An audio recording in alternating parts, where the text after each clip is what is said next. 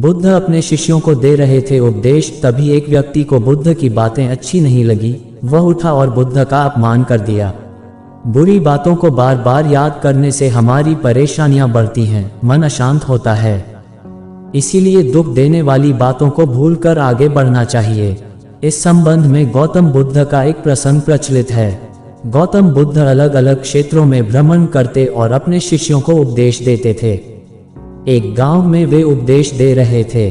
बुद्ध ने कहा कि क्रोध ऐसी अग्नि है जिसमें क्रोध करने वाला खुद भी जलता है और दूसरों को भी जलाता है। बुद्ध के प्रवचन सुनने के लिए बड़ी संख्या में लोग वहां बैठे थे। उन लोगों में बहुत गुस्से वाला एक व्यक्ति भी बैठा हुआ था। उसे ये बातें पसंद नहीं आई। वह अचानक उठा और बोलने लगा कि बुद्ध, तुम पाखंडी हो। बड़ी बड़ी बातें करना ही तुम्हारा काम है। तुम लोगों को भ्रमित कर रहे हो। तुम्हारी ये बातें आज कोई मायने नहीं रखती हैं। व्यक्ति लगातार बुद्ध को अपमानजनक बातें सुना रहा था।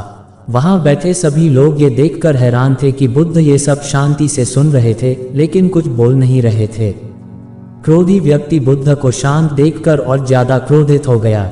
वह बुद्ध के पास गया और उनके मुंह पर थूककर वहां से चला गया। घर पहुंचकर क्रोधी व्यक्ति का मन शांत हुआ तो उसे अपने किए पर बहुत पछतावा हुआ।